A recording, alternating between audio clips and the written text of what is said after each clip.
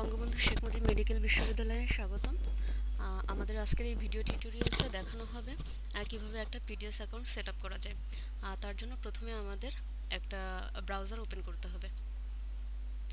ব্রাউজারের address বারে BSMMU এর official ওয়েবসাইটের পুরা ওয়েব অ্যাড্রেসটা টাইপ করতে হবে, www.bsmmu.edu.bd। এন্টার বাটন প্রেস করতে হবে। বঙ্গবন্ধু শেখ মুজিব মেডিকেল বিশ্ববিদ্যালয়ের অফিসিয়াল সাইটটি ওপেন হয়েছে। এখন আমাদের পিডিএস অ্যাকাউন্ট সেট আপ করার জন্য লগ ইন বাটনে ক্লিক করতে হবে। এখানে একটা user log in panel open হয়েছে। এখানে বঙ্গবন্ধু শেখ মুজিব মেডিকেল বিশ্ববিদ্যালয়ের সকল কর্মচারী এবং কর্মকর্তা বৃন্দদের যে পিডিএস আইডি এবং পাসওয়ার্ড আছে, সেই পিডিএস আইডি এবং পাসওয়ার্ড দিয়ে এখানে সাইন ইন করতে হবে।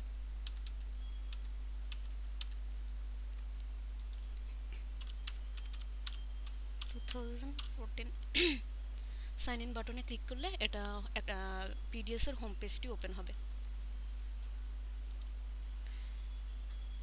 আমরা এখানে পিডিএস এর হোম পেজটি দেখতে পাচ্ছি।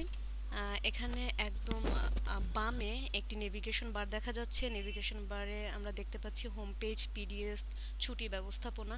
যেহেতু আমরা পিডিএস কিভাবে সেট আপ করা হয় সেটা দেখব, সেহেতু আমরা নেভিগেশন বারের পিডিএস বাটনটি ক্লিক করব। পিডিএস বাটনটি ক্লিক করার পর আমরা বেশ কিছু ফর্ম দেখতে পাচ্ছি। সাধারণ তথ্য ফর্ম, ঠিকানা, ফ্যামিলি তথ্য, শিক্ষাগত যোগ্যতা, প্রকাশনা, পেশাগত প্রশিক্ষণ, ভাষাগত দক্ষতা, পুরস্কার, পাওনা, ছুটি, অ্যাকাউন্ট সেটিংস। তো সবার প্রথমে আমরা সাধারণ তথ্য ফর্মটি ফিল আপ করব।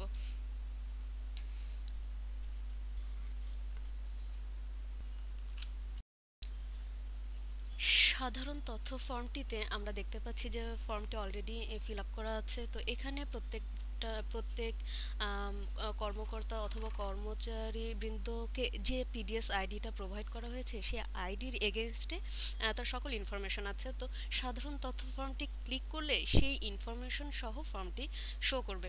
এখানে আপনাকে যেটা করতে হবে, যে যদি কোনো ইনফরমেশনে কোনো ভুল থাকে সেটা আপনি সংশোধন করতে পারবেন।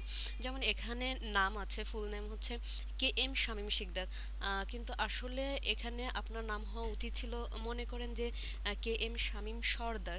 সেক্ষেত্রে আপনি এটা এডিট করতে পারবেন। বাংলাটাও আমাদের এডিট করতে হবে, শিকদারের জায়গায় সর্দার নামটা আসবে।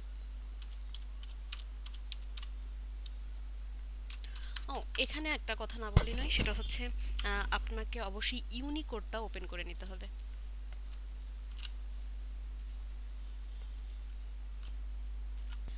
ইউনিকোড রান করার জন্য আমরা আমাদের কিবোর্ড থেকে F12 প্রেস করব, তাহলে এটা ইউনিকোড ফর্মে চলে আসবে।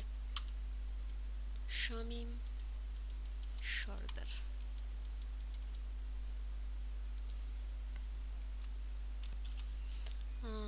সো এখানে আমাদের বাংলায়ও শামীম সর্দার নামটি সংশোধন করতে হবে। সর্দার,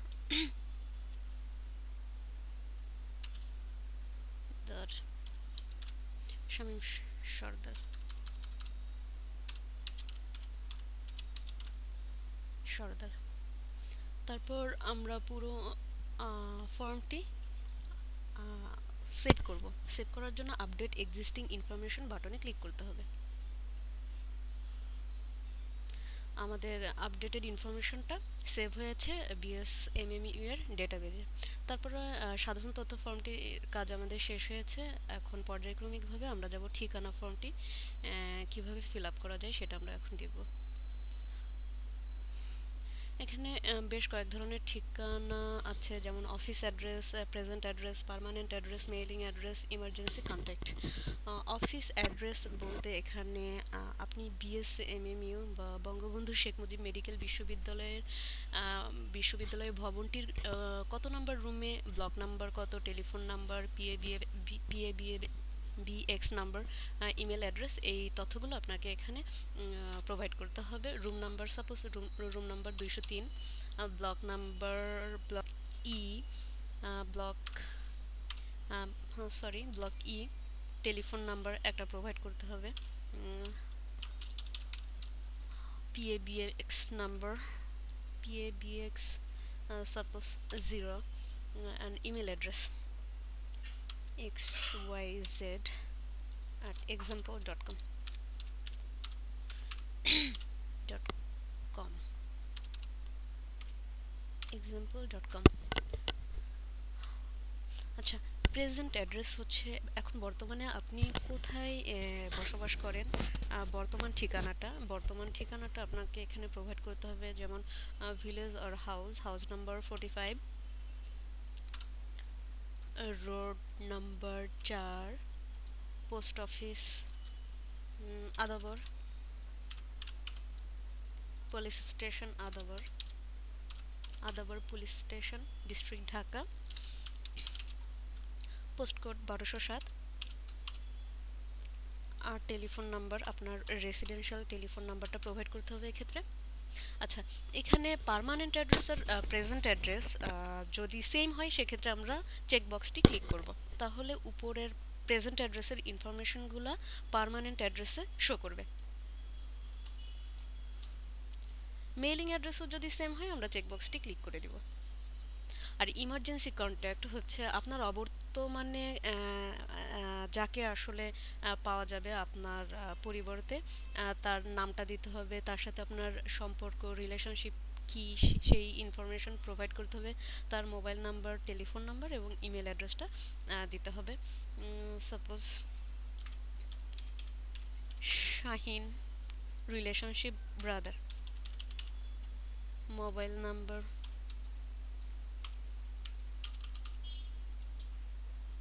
টেলিফোন নাম্বারটা দিতে হবে, ইমার্জেন্সি কন্ট্যাক্টের জন্য একটা ইমেল অ্যাড্রেস দিতে হবে।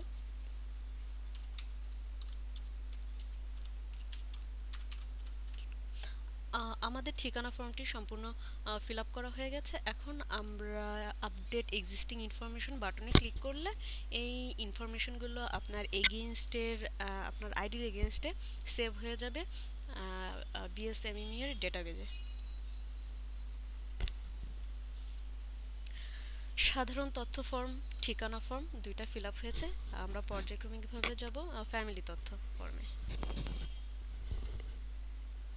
ফ্যামিলি তথ্য ফর্মটি দেখার জন্য আপনাদেরকে লাল রঙের যে অ্যাড নিউ বাটন, এই অ্যাড নিউ বাটনে ক্লিক করতে হবে। অ্যাড নিউ বাটনে ক্লিক করতে হবে।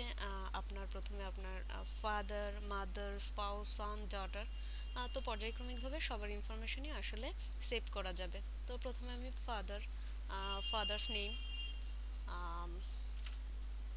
KM,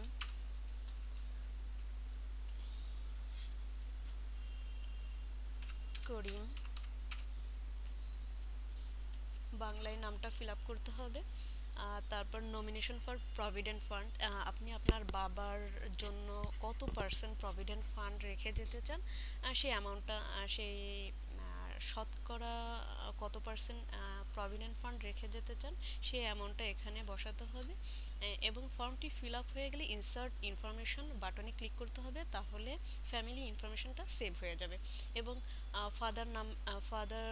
ফাদার্স ইনফরমেশন সেভ করার পর পর্যায়ক্রমিকভাবে মাদার্স ইনফরমেশন দেওয়া যাবে, স্পাউস ইনফরমেশন দেওয়া যাবে, সান, ডটার, পর্যায়ক্রমিকভাবে সব ইনফরমেশনই দেওয়া যাবে। এবং এক একটা করে ফর্ম ফিল আপ করবো এবং ইনসার্ট ইনফরমেশন বাটনে ক্লিক করব, তাহলে ডেটাবেজে সব ইনফরমেশনগুলো সেভ হয়ে যাবে। ফ্যামিলি তথ্য ফর্মটি ফিল আপ করার শেষে আমরা আসব শিক্ষাগত যোগ্যতা ফর্ম ফিল আপ করার জন্য। একইভাবে আমরা অ্যাড নিউ বাটনে ক্লিক করব। নেম অফ ডিগ্রি বা ডিগ্রির নাম, যেমন সবার প্রথমে আমরা এসএসসি দিতে পারি, এসএসসি, পাসিং ইয়ার, আমরা ড্রপ ডাউন বাটন থেকে কত সালে পাস করেছি সেই সালটা দিতে হবে। Suppose 2006, subject science major, institute গাউট ল্যাবরেটরি,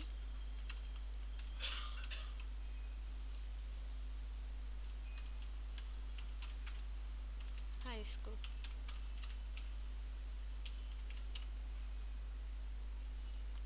বোর্ড কোন বোর্ডের আন্ডারে আপনি এসএসসি পরীক্ষা দিয়েছেন সেই বোর্ডটা সিলেক্ট করতে হবে। Suppose Jessore board, class division CGPA এ।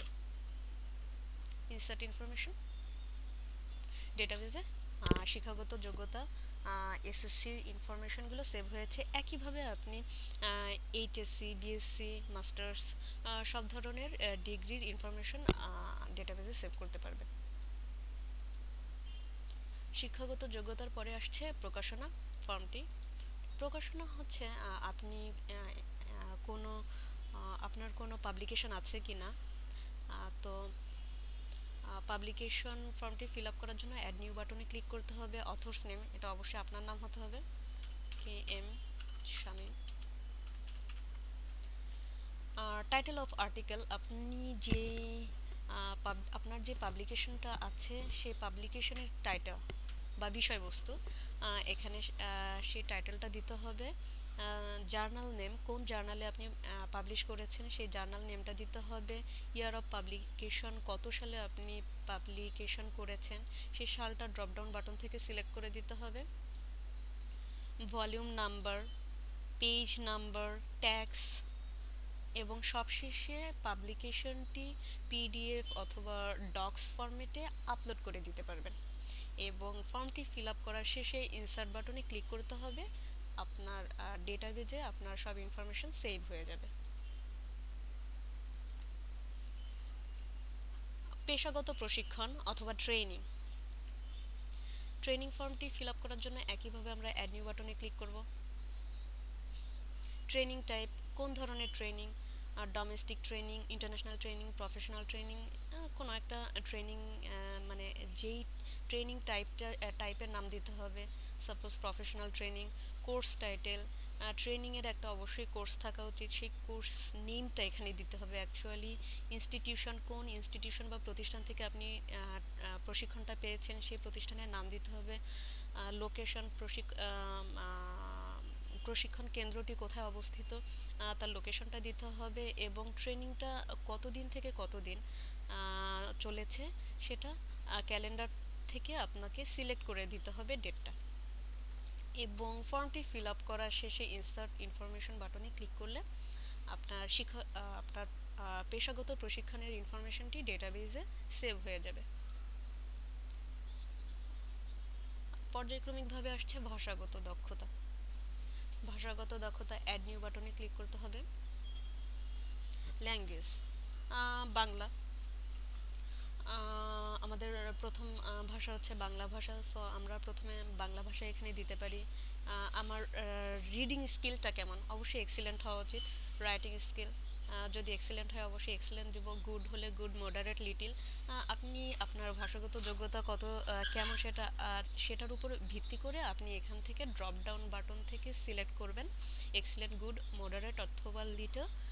স্পিকিং স্কিলটাও একইভাবে সিলেক্ট করবেন এবং ইনসার্ট ইনফরমেশন বাটনে ক্লিক করলে ল্যাঙ্গুয়েজ প্রফিসিয়েন্সি, আপনার ল্যাঙ্গুয়েজ প্রফিসিয়েন্সি বা ভাষাগত দক্ষতা ইনফরমেশন বা তথ্য ডেটাবেজে সেভ হয়ে যাবে। পুরস্কার আসছে পর্যায়ক্রমিকভাবে। একইভাবে আমরা অ্যাড নিউ বাটনে ক্লিক করব। আপনার পুরস্কারের নাম, যেমন বাংলা একাডেমি পুরস্কার, তারপর অ্যাওয়ার্ড প্রোভাইডেড বাই, কারা আপনাকে পুরস্কারটি দিয়েছিল সেই প্রতিষ্ঠানটির নাম বা এবং কত সালে পুরস্কারটি আপনাকে দেওয়া হয়েছিল সেই সালটি ড্রপডাউন বাটন বা ক্যালেন্ডার থেকে সিলেক্ট করতে হবে। ফর্মটি অ্যাওয়ার্ড বা পুরস্কার ফর্মটি ফিল আপ শেষে ইনসার্ট বাটনে ক্লিক করলে ডেটাবেজে সেভ হয়ে যাবে। পাওনা ছুটি,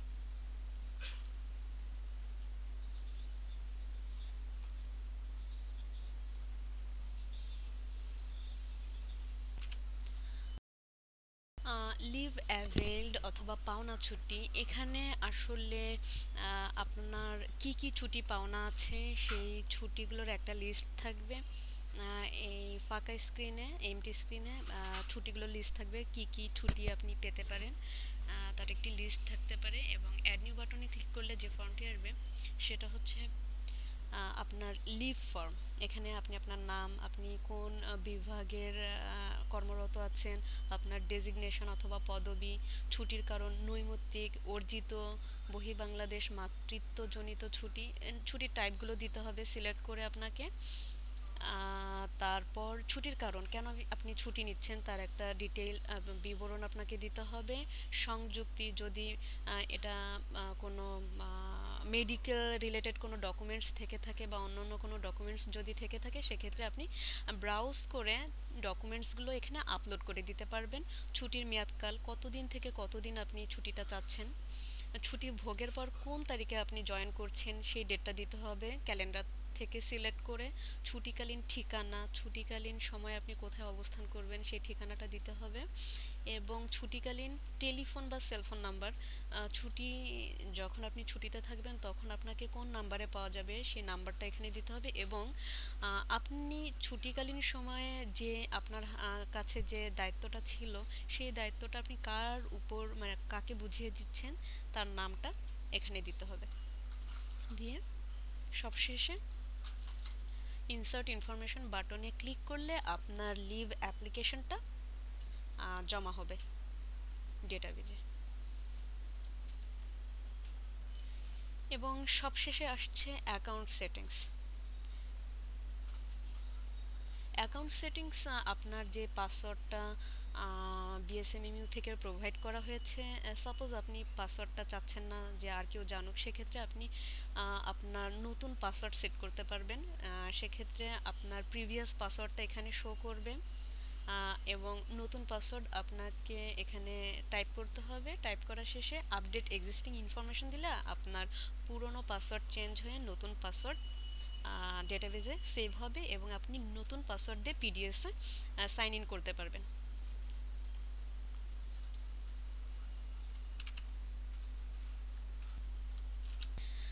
দেখতে দেখতে আমরা কিভাবে পিডিএস, নতুন একটা পিডিএস সেট আপ করা যায় তার একদম শেষ পর্যায়ে চলে এসেছি।